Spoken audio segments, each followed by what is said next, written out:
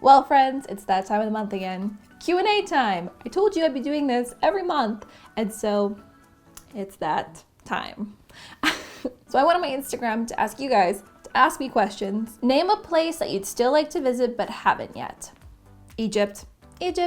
I said this is my last one. How do you manage packing for your longer trips lasting more than a month? So if I'm doing a trip that's lasting more than a month, realistically, I'm packing the same amount that I would pack for like 2 weeks because I know that I'm gonna have to do laundry. Realistically, after like a week and a half, I'm doing laundry. Now, when it comes to like toiletries and stuff like that, I'll try and pack a little bit bigger, but shampoos and conditioners, you pretty much have to bring a full size, and I don't like traveling with a full size container. So if I'm staying in hotels, I'll just like top up my travel size conditioners or shampoos and kind of go with that. Same with toothpaste. I'll bring a bigger like size tube of toothpaste with me, and that works pretty well. And also, generally you can buy the necessities when you're on the roads. Would I ever consider doing a fan trip? So inviting a fan on one of your travels. So I'm gonna let you guys in on a little bit of a secret. That's not really a secret because I've not planned anything yet. So there's been some ideas that I've been tossing around for a little while now that I want to do, but I just don't know what you guys would be interested in. So there's a couple different ways that I've thought about this. One of them is like I'm inviting you guys to come travel with me in your hometown. So it wouldn't involve like if I'm visiting your hometown, you can come travel around with me. We can explore and do a bunch of cool stuff. Another thing is a group trip where you guys would come travel to a particular country or spot and we would travel together. It would be an organized trip and I'd be there, and I don't know where or what we would do, but if that's something that you're interested in doing, like coming and traveling with me, let me know down below in the comments. Where would you be interested in going? What would you be interested in doing? How long? When? Where? Another option is flying one of you guys out to someplace with me and we're traveling around like that. I don't know. Things you wouldn't take on a 1-year trip. Hair straightener, ... So if I was traveling for 1 year, I would actually definitely bring my hair straightener, and I would bring the full size. So the longer you travel for, I tend to find that there's certain luxuries that you just crave, and full size things become something that you really miss, like especially if you've pared down everything to like the travel size. One of the things that I wouldn't bring is a lot of clothes. So you think because you're going for a year, oh my gosh, I want to make sure I have enough clothes. I don't want to get sick of my clothes. No matter what you do, you are going to get sick of your clothes. So realistically, just bring like 2 weeks worth of clothes.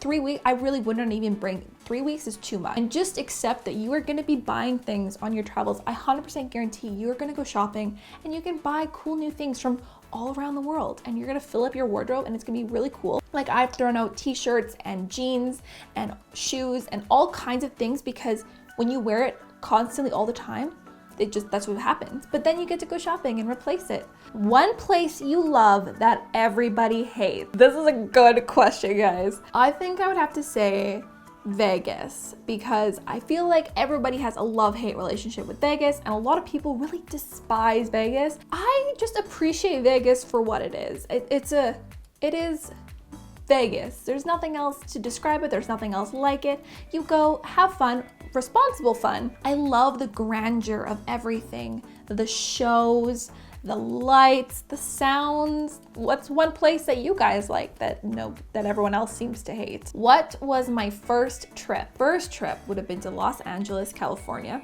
That's outside of Canada. First time I ever was on a plane was to Los Angeles, California, and it was for a band trip in grade 8. So we got to play we went to Disneyland and we got to play our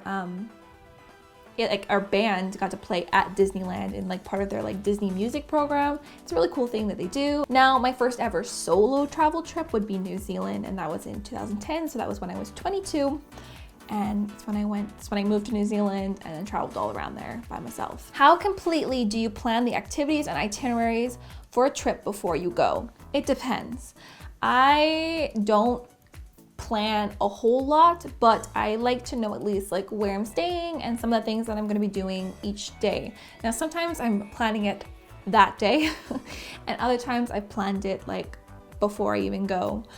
I feel like the more I travel, the less I plan, because I just feel like more comfortable going with the flow, but I planned a lot more when I first started. Also, it depends if I'm doing like a sponsored video that needs a little bit more planning generally than if we're just traveling on our own. Is it better to bring a backpack with a detachable day bag or a backpack with a separate day bag?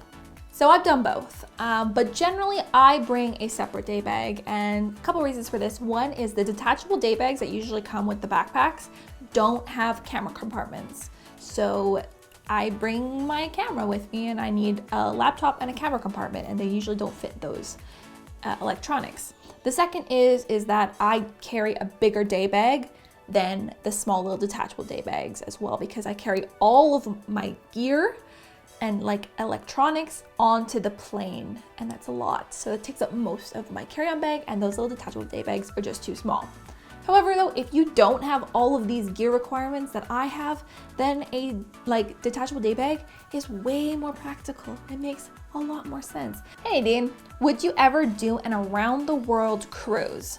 I don't know. I've only been on a cruise once before. It was a PR invite. So I was invited to try out this brand new cruise ship. This was like 2014, I believe. And I only went on it for 2 days. It was a 2-day sail just to like check out the cruise amenities, etc. I had a really good time. It was like really cool seeing the cruise stuff, but I don't know if I could do an around the world cruise. I see the appeal of cruises. Like there's the comfort, there's the ease. I like group travel, but that's like group travel to the excess, to the extreme. I also don't really like the carbon footprints that cruises like produce. I think they're not the best for the environment. I also don't like it when cruise ships rock up to these little port towns, unload a ton of people all at once that just fill up the streets, make everything really crazy. I just don't like a lot of premise of cruise. Now, I've never actually been on one like properly, so maybe it's different. I just see the impact of cruises, and I think I would sail around the world though. I would totally sail around the world.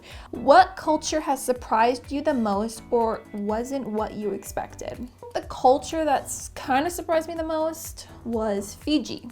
Actually, the Pacific Islanders, they're just so friendly, so welcoming, so like, I don't know, just very happy. Do I prefer solo travel or with someone else? I've kind of answered this before, and I feel like I'm gonna do a bigger video on this, but at the moment, I prefer traveling with other people. I've done a lot of solo traveling for many years, and I just feel like I'm at the part, or like the point of my life that I want to share my experiences with people that I know that I'm traveling with. Can you share organizational and budget tips for beginners? Well, my friend, I actually made 2 videos all about budgeting for travel. I'm going to leave links down below in the description box so you can go watch those. Well guys, thank you so much for all of your questions. They were awesome. There's so many more that I could not get to in this video, but like I said at the beginning, I'm doing this every month now. So if your question wasn't answered in this video, try again next month. Remember, I always ask on my Instagram, so go follow me there. So thanks again for watching. Don't forget to hit that subscribe button if you aren't already for more travel adventures and advice. Give this video a thumbs up if you enjoyed it, and I'll see you guys again in a few days' time with another video. Bye!